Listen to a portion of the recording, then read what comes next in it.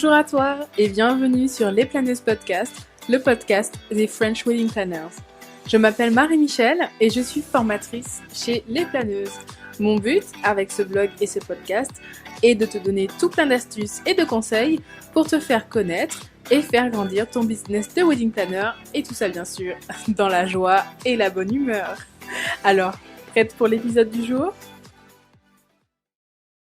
Hello et on se retrouve aujourd'hui pour un nouvel épisode du podcast. Alors je sais, ça fait un petit moment que j'ai pas enregistré de podcast, mea culpa, mais j'avoue que je suis encore un peu novice sur ce format, même si j'en ai lancé quelques-uns, c'est encore un format avec lequel je suis pas tout à fait habituée. C'est un peu moins naturel pour moi d'enregistrer un podcast que de faire un article de blog par exemple, et du coup ça me demande quand même plus de concentration, des choses comme ça, ce qui fait que j'ai un peu plus de mal à m'y mettre. Mais je sais aussi que c'est un des formats qui vous intéresse le plus. Je reçois plein de messages me disant que vous adorez les podcasts et que c'est plus pratique pour vous. Donc j'essaye et j'essaierai davantage à l'avenir de continuer à vous proposer ce format qui, je le sais, vous plaît beaucoup. Donc aujourd'hui, on se retrouve pour un podcast où on va parler de blogging, parce que je sais que c'est une thématique qui vous intéresse pas mal. Je reçois encore des questions à ce sujet assez régulièrement.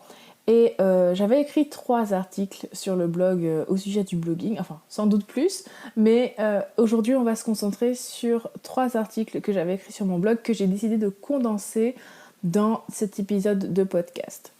Donc l'épisode du coup va être divisé en 3 parties. Au sujet du blogging. Donc je vais d'abord t'expliquer pourquoi est-ce que c'est important pour toi en tant que wedding planner de t'intéresser au blogging et pourquoi c'est intéressant pour toi d'avoir un blog sur le site de ton agence de wedding planner.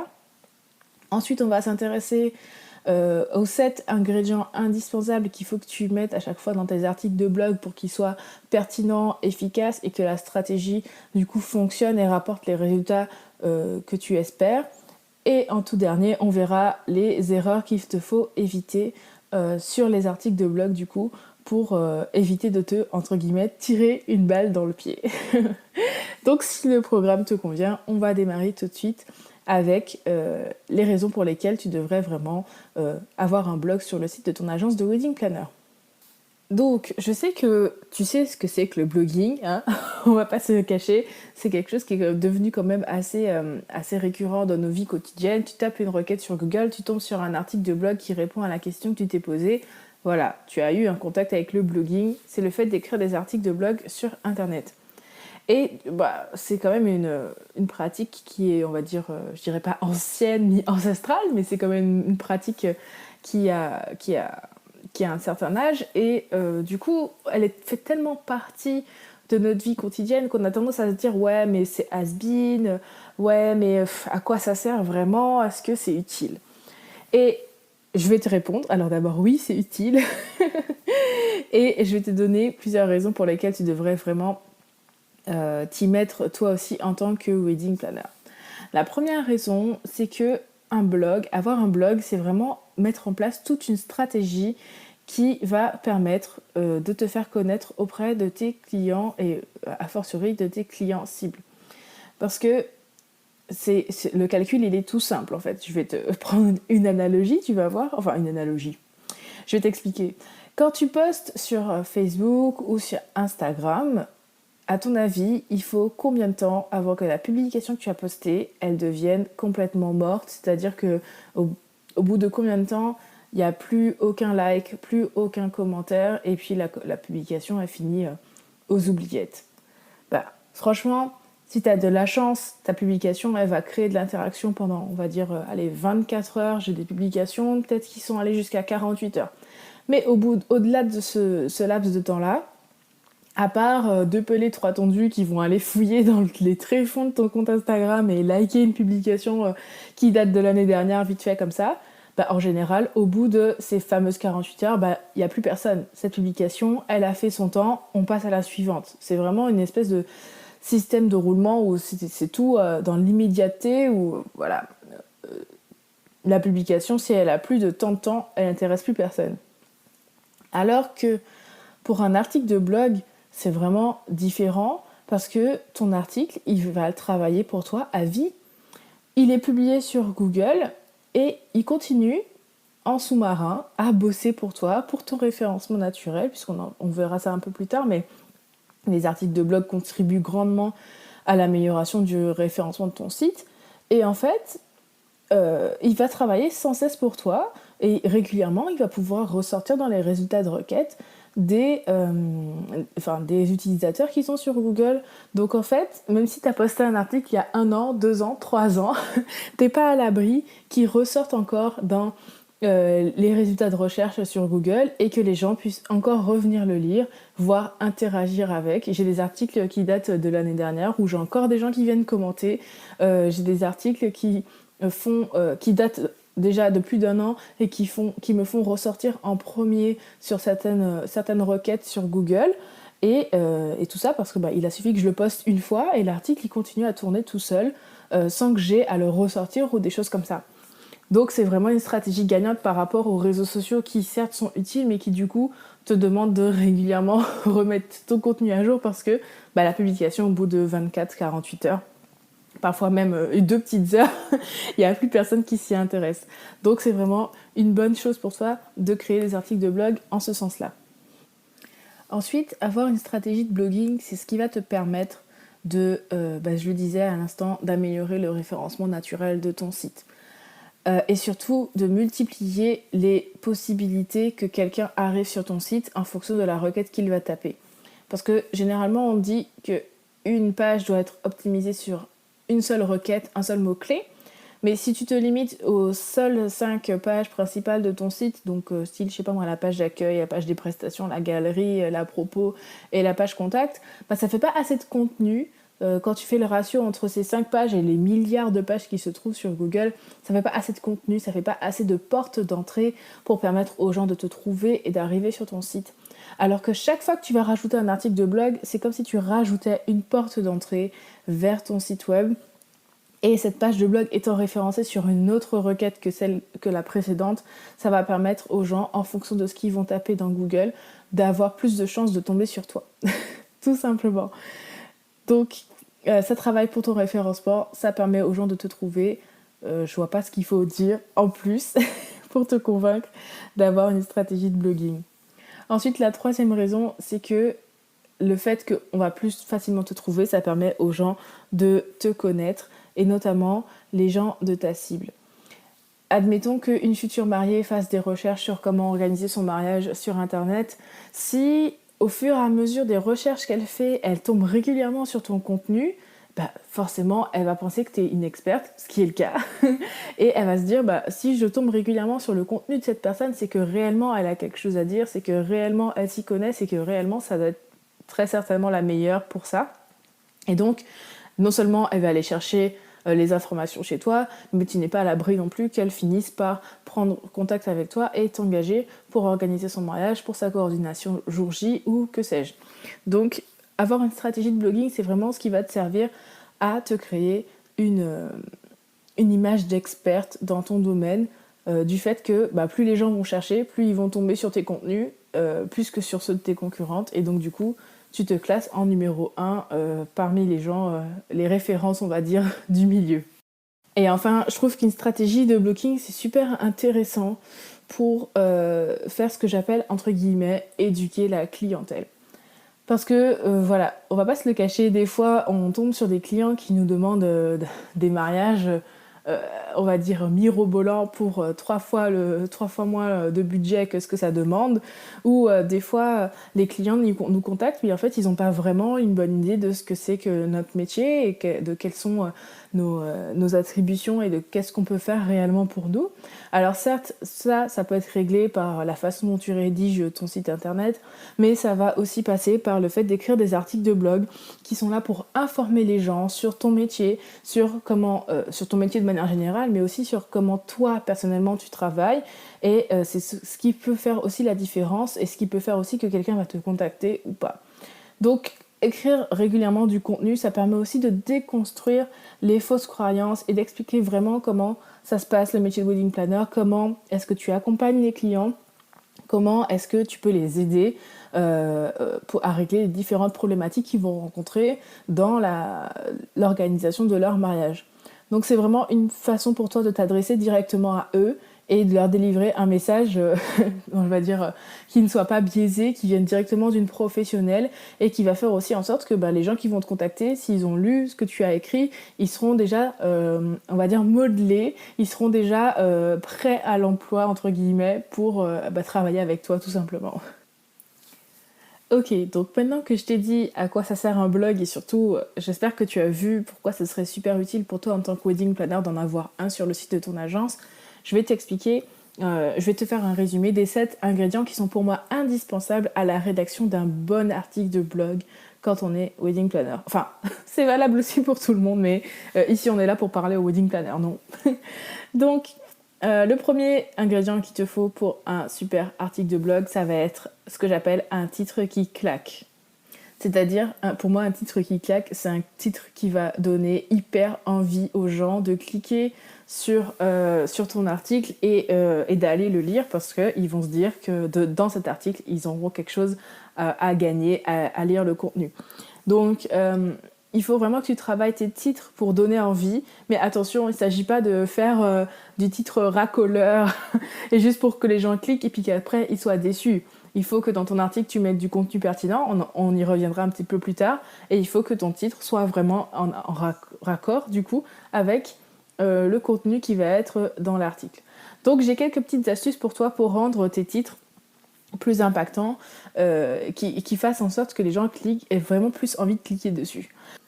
Donc ce que tu peux faire par exemple pour que les gens aient envie de cliquer sur tes articles de blog, ça va être par exemple de faire des articles qu'on appelle type liste. Ça fonctionne très très bien les articles en liste. Donc par exemple, là tu vois l'article que je suis en train d'utiliser pour tourner ce podcast, il s'appelle 7 ingrédients indispensables pour écrire de bons articles de blog. On sait qu'on va trouver 7 ingrédients, les gens ils peuvent aller lire directement les titres et s'ils veulent plus d'infos, lire les paragraphes entre les deux, mais ça fonctionne très très bien. Ensuite, on a tout ce qui va être de jouer sur les émotions. Donc, tu vas essayer de piquer un peu la curiosité de ton lecteur. Et jouer sur les émotions, ça marche toujours. Donc, tu peux jouer soit sur l'humour ou soit plutôt essayer de générer, entre guillemets, une émotion négative pour intriguer les gens. Par exemple, si j'appelle un article, je sais pas moi, mariage raté, comment j'en suis arrivée là. Dedans, tu vas donner les ingrédients pour que les gens ils fassent. Si c'est pas un mariage raté, mais quand je dis mariage raté, comment j'en suis arrivée là? Oh là là, les gens ils se disent déjà mariage raté, c'est vraiment un truc qui fait peur à toutes les futures mariées. Et en plus, comment j'en suis arrivée là, il y a un petit peu le côté voyeuriste qui veut voyeur ou voyeuriste, je sais plus, voyeurisme qui va dire oh là là, elle s'est foirée, fais voir ce qu'il faut que j'aille, ce qu'il faut pas que je fasse et puis laisse-moi voir un peu ce qui s'est passé, comment est-ce qu'elle s'est viandée quoi. Donc ça fait un petit peu, j'avoue c'est clairement racoleur, mais après si le contenu derrière il est intéressant, ce sera vraiment gagnant-gagnant. Et ensuite, tu peux utiliser, ce que je disais, voilà, utiliser des mots forts par exemple, la provocation pour attirer du trafic. Donc, l'exemple que je viens de donner, je pense qu'il il colle assez avec ça aussi. Et puis surtout, tu peux, dès le titre, annoncer le bénéfice que le lecteur va retirer de ce contenu. Par exemple, si j'écris un article qui s'appelle « Écrire une cérémonie laïque », ça donne pas très envie. On sait pas ce qui va se passer, on sait pas ce qu'on a à en retirer vraiment. Écrire une cérémonie laïque, ouais, bon, moyen. Si je mets tous mes conseils de professionnels pour une cérémonie laïque inoubliable, là, la personne qui va lire, elle se dit, une cérémonie laïque inoubliable, c'est un peu le but que je recherche. Je veux que mes invités ils vivent quelque chose, mes invités et mon couple vivent une expérience particulière. Donc, je vais aller lire cet article-là parce que, a priori, je vais avoir dedans les conseils de professionnels en plus pour que ma cérémonie laïque soit inoubliable. Donc, tu peux jouer sur ces différents éléments. Je dis pas qu'il faut tout mettre dans le titre, mais tu peux jouer sur ces différents éléments-là pour rendre tes titres beaucoup plus attrayants et attirer du trafic vers ton article. La deuxième chose qu'il faut absolument que tu ajoutes à tes articles de blog, ça va être d'y mettre une introduction et une conclusion. Ça paraît logique dit comme ça, mais tout le monde n'y pense pas et ce sont vraiment deux parties qui sont très utiles dans la rédaction d'un article de blog. Déjà, l'introduction, ça va te permettre de redire à ton client, à ton lecteur, pardon, même si dans le titre, tu as dit de quoi on allait parler, tu refais le point pour dire voilà la situation initiale dans laquelle tu te trouves au début de cet article. Aujourd'hui, je vais te donner des conseils pour améliorer cette situation. On va parler de ça dans cet article. C'est intéressant pour ton lecteur, c'est aussi intéressant pour Google qui, dès le début du texte, a besoin qu'on lui rappelle le sujet de l'article, que tu remettes des mots-clés dans l'introduction pour qu'il sache bien, ah oui, effectivement, cet article-là, il va parler de ça, donc je vais le référencer sur telle requête. Ok ? Donc c'est aussi un moyen pour toi d'envoyer un message positif à Google. Et la conclusion, c'est pareil, c'est très important, on lâche pas les gens comme ça. On en reparlera un petit peu plus loin dans ce podcast, mais c'est super important de montrer aux gens que voilà, tu as fait le tour du sujet, tu fais une petite conclusion, pas besoin d'en faire 50 lignes, hein, mais de montrer que le sujet est clos, tu as fait le tour. Et puis surtout, ça peut être super intéressant dans la conclusion d'inclure quelque chose pour permettre aux gens d'aller plus loin. Donc, soit poser une question pour inciter la personne à répondre en commentaire. Ça marche aussi pour les posts Instagram, hein, en soit dit en passant. Soit tu vas l'orienter vers d'autres articles de ton blog. Et ça, c'est super intéressant pour le référencement naturel parce que plus la personne va aller consommer d'autres contenus de ton site sans quitter le site, plus ça va être un message positif envoyé à Google. Et puis, tu peux l'orienter, bien entendu, vers tes services. Si tu fais un article sur les cérémonies laïques, tu peux tout à fait rappeler aussi en bas que, accessoirement, tu es officiante de cérémonie laïque et que si elle cherche quelqu'un pour faire ce travail-là, tu es toute indiquée pour remplir cette mission. Donc, introduction et conclusion, les choses à ne pas louper. Ensuite, on va parler plus du contenu même de l'article et la troisième chose qu'il faut absolument que tu inclues dans tes articles de blog, c'est qu'il faut que tu apportes de la valeur à ton audience, à tes lecteurs. J'en ai déjà parlé dans le podcast au sujet de la stratégie de contenu, je vais pas trop m'étendre là-dessus, mais le but d'un article, c'est pas d'exister pour exister, c'est aussi d'apporter une réponse aux problèmes que ta cible rencontre pour pouvoir lui montrer que tu es la personne qui a les conseils et les compétences qu'il lui faut pour régler ce problème. Donc, ça sert à rien d'écrire des articles, on va dire bateaux, qui survolent un peu les choses, des articles où en fait, à la fin de l'article, il faut que ton lecteur il se dise « Ah cool, j'ai appris un truc » ou « Ah oui, c'est vrai, ça me rappelle quelque chose, j'aurais dû faire ça » ou « Faut pas que j'oublie ça ». Enfin, il faut que la personne, elle ait un bénéfice à lire ton article.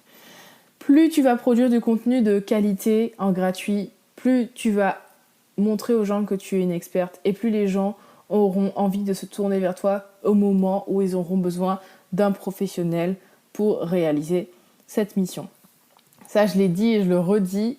N'hésite pas à aller écouter l'autre podcast sur la stratégie de contenu si tu veux en savoir plus là-dessus. Mais vraiment, il faut que tu mettes de la valeur dans tes articles de blog. Le quatrième élément qui est important à mettre dans tes articles de blog, ça va être d'y mettre un peu du tien. C'est-à-dire que entre l'article que toi tu écris et l'article que ta consoeur va écrire, ce qui va faire la différence, c'est ta patte à toi. C'est même si des fois vous pouvez donner les mêmes conseils, mais la façon dont vous allez expliquer ce conseil, la façon dont vous allez l'illustrer avec des exemples va être différente. Toi, tu vas peut-être parler avec un peu plus d'humour. Ta collègue, elle va peut-être parler de manière beaucoup plus stricte et sérieuse. Et les deux sont ok, mais il faut juste que dans ton blog, on sente un peu transparaître ta personnalité, qu'on sache que ça, c'est vraiment un article que toi, tu as écrit. Je pense que, par exemple, tu vois, les articles que j'écris, ils sont pas... j'irai pas jusqu'à dire qu'ils sont uniques, mais on sent quand même que c'est moi qui l'ai écrit, parce que ça correspond parfaitement à ma personnalité, la façon dont je m'adresse aux gens sur mon blog. Et il faut qu'on ressente aussi un peu ça, parce que c'est aussi ça qui peut séduire les gens quand ils vont lire tes articles. Ça peut donner envie à quelqu'un de travailler avec toi si ta personnalité transparaît directement dans ton article. On sent que tu t'es impliqué, ça donne envie de travailler avec une vraie personne, une humaine qui se cache derrière cet article de blog. Donc n'hésite pas à laisser transparaître ton propre style. Alors il faut le trouver, bien sûr, tu n'arriveras peut-être pas à le trouver dès le premier article de blog, mais à force de le faire, ça vient. Et tu sais comment tu as envie de t'adresser à tes lecteurs et potentiellement clients. Et il faut que tu laisses ça transparaître dans ton article de blog. Ensuite, qu'est-ce qu'il faut que tu mettes dans tes articles ? Bien entendu, tu connais le proverbe « on n'attrape pas les mouches avec du vinaigre. Il va falloir que tu mettes de jolis visuels très attrayants dans tes articles parce que un gros pavé de 300 à 1000 mots sans images entre les deux, sans visuel pour illustrer ton propos, c'est un peu compliqué, c'est un peu ennuyeux. Il faut vraiment que tu mettes des visuels attractifs. Et je dirais même plus des visuels qui sont attractifs pour ta cible. Tu vois, par exemple, si tu as une cible de clients, je veux dire, voilà, imaginons que tu cibles des gens qui veulent se marier sur la Côte d'Azur, mariage peut-être au bord de l'eau, par exemple.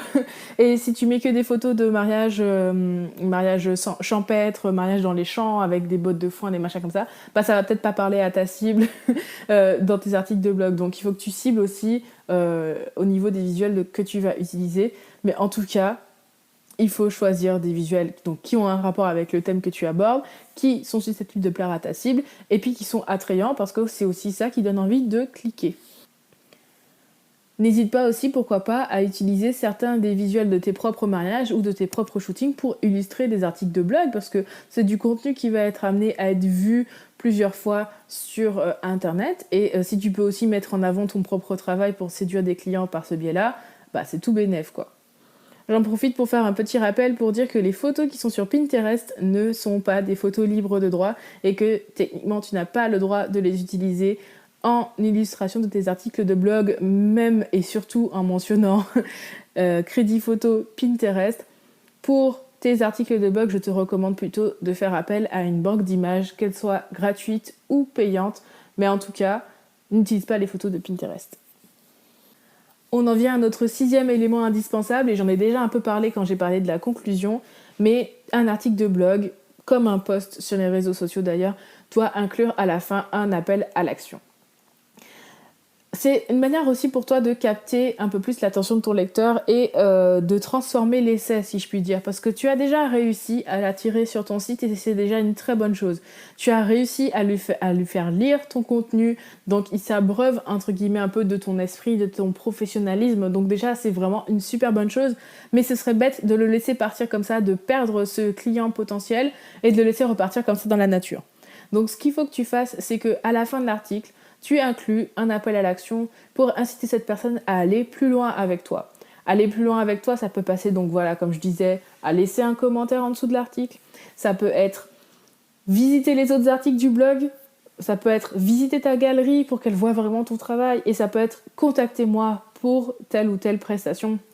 Le tout, c'est que n'oublie pas que les articles de blog sont certes là pour aider ton client, mais ils sont aussi là pour faire la promotion de ton activité. Donc, n'hésite pas à inciter les gens à interagir avec ton article.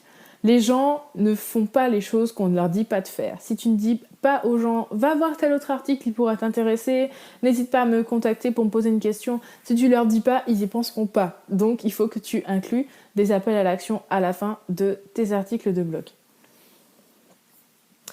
Et enfin, last but not least, ingrédient indispensable, d'ailleurs j'aurais peut-être dû le mettre en tout premier parce que c'est super important et d'ailleurs on est là pour ça, il faut que tu optimises tes articles pour le référencement naturel. Parce que pour écrire un article de blog, il suffit pas de se poser devant son ordi et de taper n'importe comment, il y a des règles à respecter. Je vais te donner 2-3 petits conseils juste après pour essayer d'optimiser au maximum tes articles. Mais si tu ne penses pas à rédiger ton article en te disant ça va être un contenu présent sur Google, donc il faut que je fasse en sorte d'avoir une bonne stratégie de mots-clés ou de bien le rédiger pour que ce soit vraiment bien mis en avant sur Google, c'est un peu comme si tu avais, je dis souvent ça, mais donner un coup d'épée dans l'eau. Ce contenu, il est vraiment qualitatif et je te le disais, même des années après, il continue à travailler pour ton site. Donc plus tu l'optimiseras dès le début et mieux ce sera, moins tu auras perdu ton temps. Donc, 2 petites astuces vite fait pour que tu puisses optimiser tes articles. Déjà, avant même de commencer à écrire ton article, il faut que tu saches sur quels mots-clés tu vas le référencer. Donc, n'hésite pas à aller vérifier par exemple sur Google Trends ou dans Google Ads sur quelle requête tu pourrais référencer cet article, quelle est la requête la plus intéressante et puis bien sûr placer ce mot-clé à différents endroits de ton article.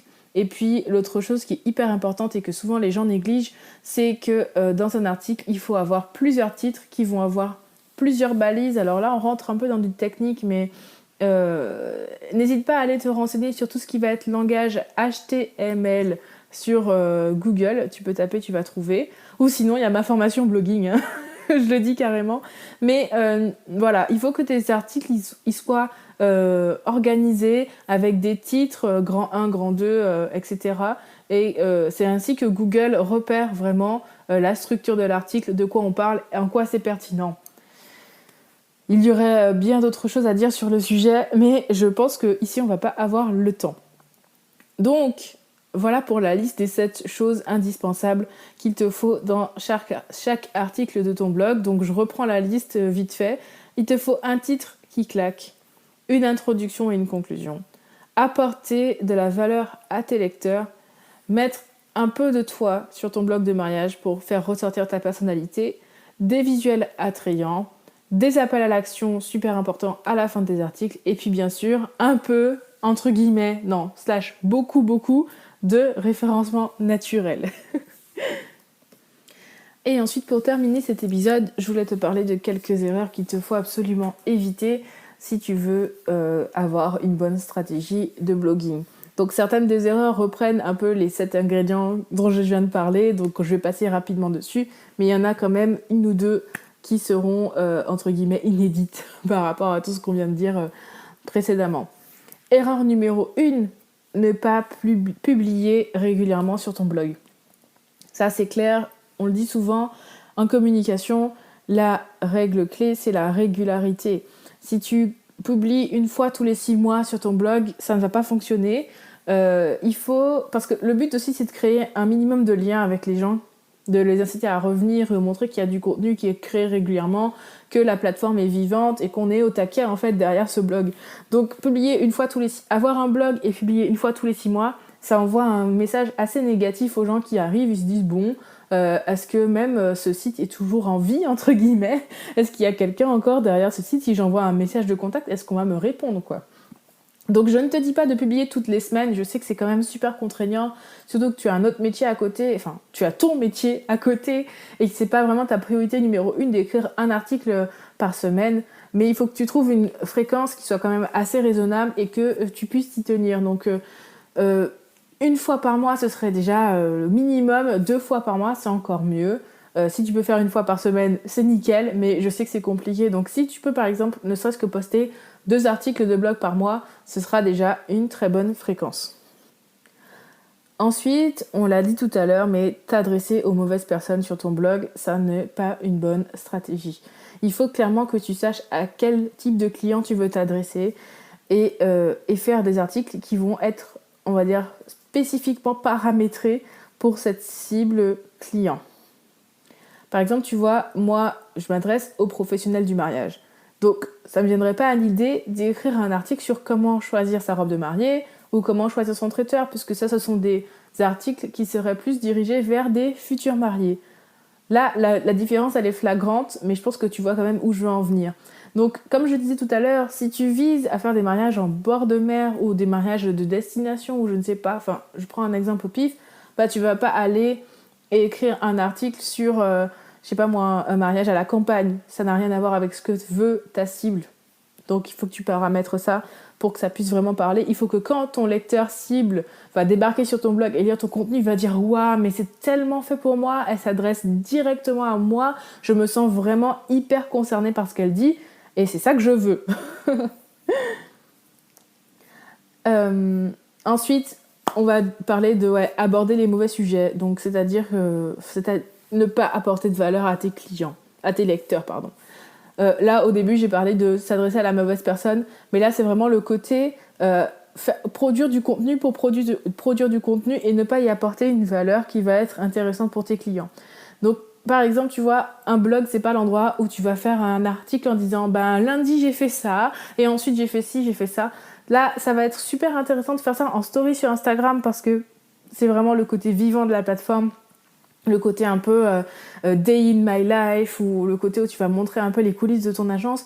Mais un article de blog, surtout si tu veux que ça travaille pour ton référencement, qui va aller taper dans Google vie de wedding planner de telle agence par exemple, tu vois, c'est pas hyper pertinent. Et puis à la fin de l'article, qu'est-ce que la personne elle aura retenu?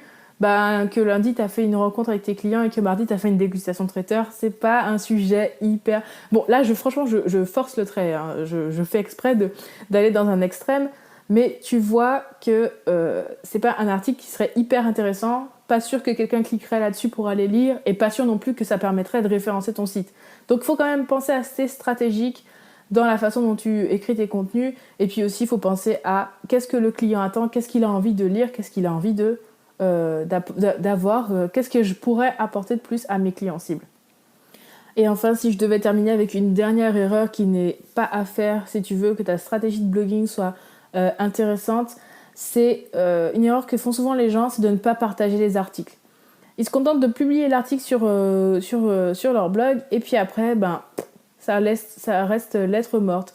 Alors qu'un article, tu peux le faire vivre de tellement plus de façons. Tu peux le partager sur tes réseaux sociaux, donc que ce soit sur Facebook, Instagram, LinkedIn si tu y es. Tu peux faire des épingles Pinterest pour cet article, pour le partager dans Pinterest. Si tu automatises ton Pinterest, tu peux même le repartager automatiquement plusieurs fois dans l'année pour que le contenu soit remis en avant et que de nouvelles personnes puissent arriver sur cet article de blog. Le fait de ne pas faire tout ça, c'est un peu comme si tu n'avais rien fait parce que ton article, il n'y a pas beaucoup de gens, dis-toi, qui vont aller régulièrement checker ton site, ton blog pour voir si tu as publié un nouvel article. C'est comme ce que je disais tout à l'heure avec les appels à l'action. Si tu n'incites pas les gens, si tu ne dis pas aux gens « Hey, j'ai écrit un nouvel article, viens lire ça, tu vas apprendre ci ». Si tu ne mets pas ton contenu visuellement, entre guillemets, à disposition des gens, et limite, j'ai envie de dire, tu l'imposes pas, mais si tu ne montres pas aux gens ce que tu as à offrir, que ce soit en termes de contenu gratuit ou en termes d'offres, les gens ne feront pas l'effort d'aller chercher par eux-mêmes là-dessus.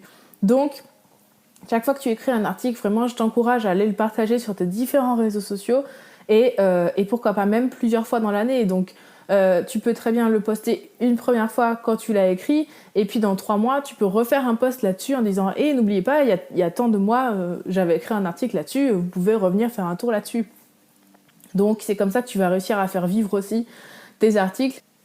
Et ça t'évite aussi d'avoir fait tout ce travail, entre guillemets, pour rien.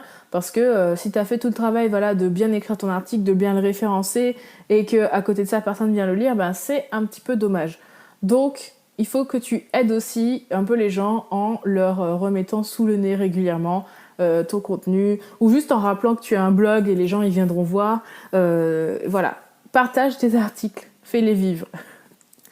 Donc voilà, on a fait le tour de la question du blogging. J'espère que tu auras appris plein de choses dans ce podcast, sauf si tu avais déjà lu bien entendu les articles auxquels j'ai fait référence. Mais en tout cas, si tu as d'autres questions, n'hésite pas à me contacter sur Instagram. Et puis si ce podcast t'a plu, n'hésite pas à me laisser une petite note sympathique, quelle que soit la plateforme sur laquelle tu l'écoutes. Ça me ferait super plaisir de savoir que cet épisode t'a plu. Eh bien, en tout cas, je te souhaite une très belle journée, une très belle soirée, quel que soit le moment auquel tu écoutes cet épisode. Et puis, je te dis à très très vite pour un nouvel épisode sur Les Planeuses Podcast.